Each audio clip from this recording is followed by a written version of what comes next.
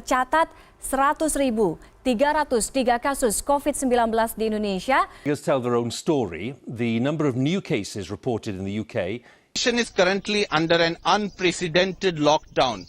وتأكدنا من نجاعته. It's pretty much across China. There are millions of people being affected by lockdown. Kita semua tahu bahwa dunia kerja telah berubah secara dramatis, terutama sejak pandemi COVID-19 muncul. Berbagai perusahaan di seluruh dunia menghadapi tantangan besar dalam menjaga daya saing dan keberlanjutan. Salah satu hal kunci yang harus mereka pertimbangkan adalah budaya perusahaan.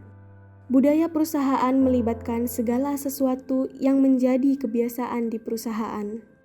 Hal ini mencakup nilai-nilai, sikap, dan cara bekerja sama.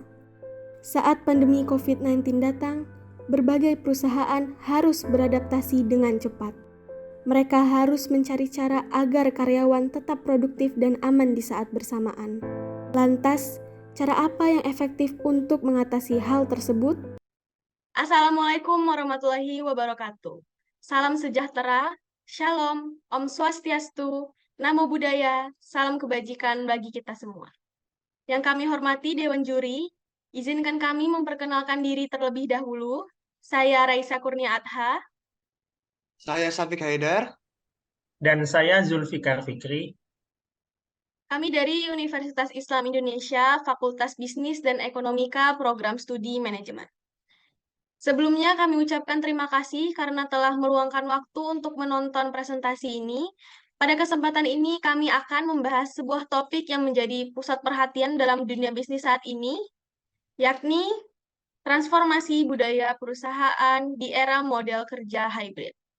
Dalam presentasi ini, kami akan menjelajahi bagaimana transformasi budaya perusahaan terjadi di era model kerja hybrid, dan kami akan memaparkan bagaimana cara komunikasi, kolaborasi, serta nilai-nilai perusahaan yang mengalami pergeseran, dan akan kami sajikan sebagai berikut. Transformasi budaya perusahaan terjadi salah satunya karena belakangan terjadinya pandemi COVID-19, yang dampaknya telah merubah berbagai hal dan merupakan masalah serius yang memengaruhi kesehatan manusia, utamanya dunia pekerjaan. Pemerintah harus bertindak cepat dalam melakukan pembaruan serta perhatian pada keputusan yang dibuat. Selama pandemi, banyak perusahaan yang mengizinkan karyawan untuk bekerja dari rumah atau yang dikenal sebagai work from home. Langkah ini dilakukan sebagai preventif untuk tetap menjalankan roda perusahaan, dan langkah ini dianggap juga sebagai langkah yang bijaksana dalam mengurangi risiko penyebaran virus. Metode penelitian yang kami gunakan menggunakan pencarian literatur dan studi kasus dengan pola penggunaan logika, perbandingan data, dan penerapan kerangka teoritis yang relevan didukung dengan data-data yang telah didapatkan. Kebijakan perusahaan yang baru ini adalah merupakan work from home. Ternyata work from home sendiri ini dinilai memiliki banyak kelebihan. Yang pertama adalah karyawan lebih nyaman dan produktif. Karyawan akan lebih nyaman dan produktif dengan adanya kesempatan untuk menciptakan lingkungan kerja yang sesuai dengan kebutuhan mereka. Hal ini tidak hanya akan meningkatkan kenyamanan para karyawan secara fisik, tetapi juga akan memungkinkan mereka untuk meningkatkan fokus pada tugas-tugas yang ada. Dengan demikian, hasil kerja yang lebih produktif dapat dicapai. Work from home juga dapat memiliki dampak positif pada kesehatan mental bagi para karyawan. Dengan memiliki kendali lebih besar atas lingkungan kerja mereka, karyawan dapat menciptakan suasana yang mendukung kesejahteraan tidak hanya fisik, tapi mental mereka juga. Mereka bisa mengatur sendiri bagaimana ruang kerja sesuai dengan preferensi mereka pribadi. Dengan hal itu, mereka dapat menghindari stres yang mungkin timbul akibat perjalanan harian menuju kantor, dan bahkan memiliki lebih banyak waktu untuk beristirahat atau menjalani aktivitas relaksasi di tengah-tengah hektiknya pekerjaan. Selain itu, fleksibilitas yang diberikan oleh work from home juga memungkinkan karyawan untuk lebih mudah menyeimbangkan antara pekerjaan dan kehidupan pribadi. Ini dapat mengurangi tekanan dan stres yang seringkali timbul akibat tuntutan antara pekerjaan dan keluarga.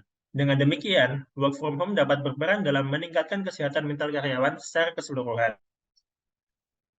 Poin nomor 2 dari kelebihan work from home adalah menghilangkan masalah senioritas dan bias visual. Dengan menerapkan pendekatan work from home, peluang untuk terjadi masalah senioritas dan bias visual dapat dikurangi. Karena interaksi fisik yang lebih sedikit, perbedaan dalam senioritas atau penampilan fisik menjadi kurang dominan dalam dinamika kerja sehari-hari. Karena karyawan akan lebih minim kehadirannya di kantor. Karyawan dinilai lebih berdasarkan hasil kerja mereka, karena pengukuran prestasi cenderung lebih objektif ketika fokus pada kontribusi nyata yang mereka hasilkan. Selain itu, work from home juga dapat menciptakan lingkungan yang lebih inklusif. Dengan bekerja jarak jauh, penilaian lebih cenderung berdasarkan hasil kerja dan kompetensi, daripada penampilan maupun status sosial. Hal ini dapat membantu mengurangi potensi konflik antara rekan kerja yang bisa timbul akibat perbedaan senioritas maupun bias visual. Dengan demikian, work from home dapat meminimalisir hambatan tersebut dan mendorong penilaian yang lebih adil berdasarkan prestasi kerja, bukan penampilan ataupun status sosial. Dan kelebihan yang ketiga adalah work from home sangat menguntungkan penyandang disabilitas maupun wanita. Penyandang disabilitas dapat mengatasi hambatan fisik di tempat kerja, sementara wanita dapat merasa lebih aman dari risiko pelecehan contohnya. Fleksibilitas kerja dari rumah juga membantu mengurangi beban peran ganda wanita dalam mengatur antara pekerjaan dan tanggung jawab rumah tangga. Secara keseluruhan, kebijakan ini menciptakan lingkungan yang lebih inklusif dan adil dengan mengurangi hambatan fisik, risiko pelecehan, dan beban peran ganda yang sering terjadi dalam kerja konvensional.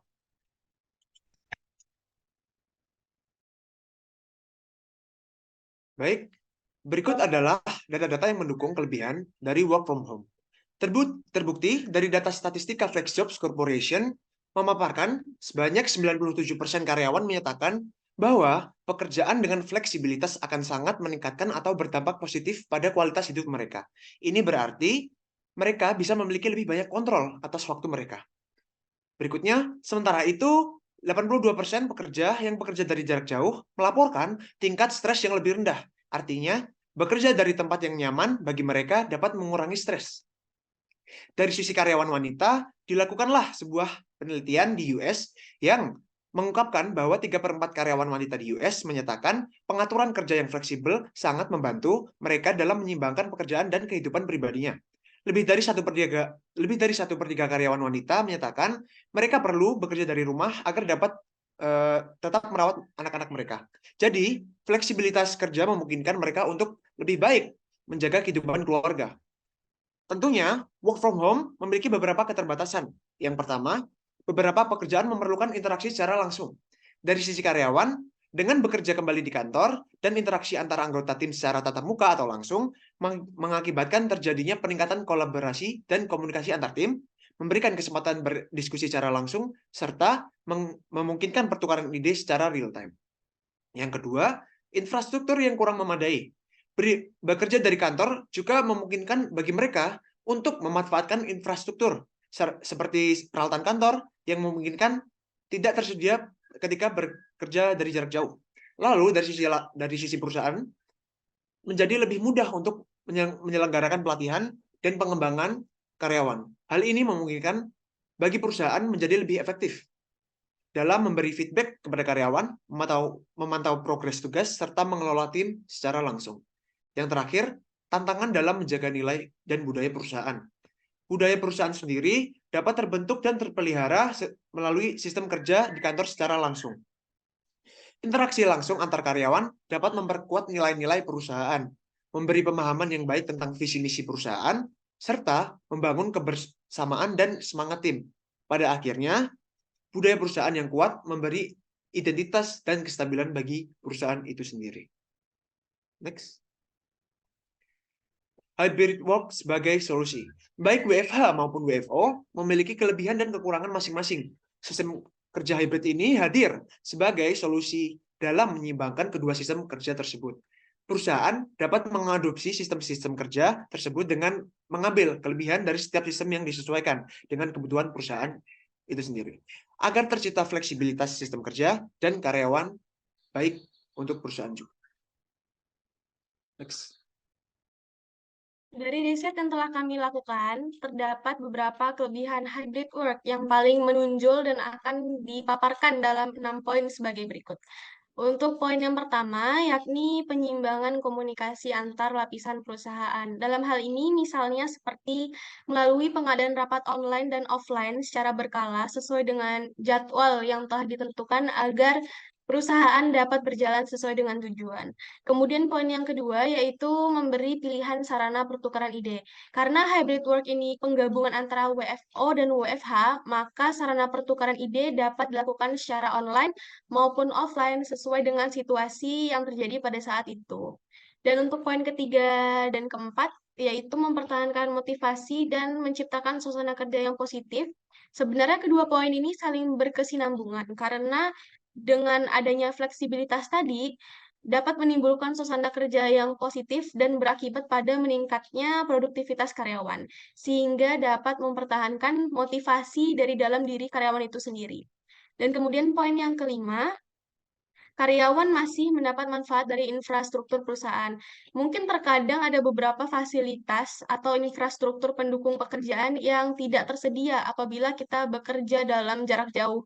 Oleh sebab itu, dengan adanya hybrid work masih memungkinkan bagi karyawan untuk memanfaatkan infrastruktur-infrastruktur yang tersedia ketika masanya bekerja secara langsung di kantor. Dan poin yang terakhir yakni dapat menjaga nilai dan identitas perusahaan. Karena hybrid work masih menerapkan sistem WFO secara berkala, interaksi antar karyawan secara langsung masih dapat terjadi dan dapat memperkuat nilai-nilai perusahaan, memberi pemahaman yang baik tentang visi dan misi perusahaan, serta membangun kebersamaan dan semangat tim. Next. Berdasarkan pemaparan studi kasus yang telah kami amati, dapat disimpulkan bahwasannya pandemi telah mengubah sistem kerja bagi perusahaan. Baik work from home maupun work from office, masing-masing memiliki keunggulan dan kelemahan. Namun dengan adanya hybrid work, dapat memungkinkan untuk menerapkan kelebihan dari kedua sistem tersebut. Beberapa kelebihan WFH seperti menimbulkan suasana kondusif bagi karyawan, menghilangkan hambatan fisik bagi penyandang disabilitas, dan lain-lain. Ternyata di samping itu WFH juga memiliki kelemahan yang mengancam budaya perusahaan karena kurangnya interaksi secara langsung antar karyawan perusahaan dan dapat menimbulkan perdebatan mengenai sistem kerja apa yang sebaiknya diterapkan, apakah WFO atau WFH. Oleh sebab itu, hybrid work menjadi solusi bagi perusahaan dan karyawan yang memungkinkan penyesuaian lebih baik sesuai kebutuhan antara karyawan dan perusahaan untuk bersama-sama mencapai tujuan, serta tetap terbuka pada perubahan dan terus beradaptasi sehingga dapat bertahan secara kompetitif dan berkelanjutan pada era ini. Next. Sekian pemaparan hasil diskusi kami. Terima kasih atas perhatiannya. Wassalamualaikum warahmatullahi wabarakatuh.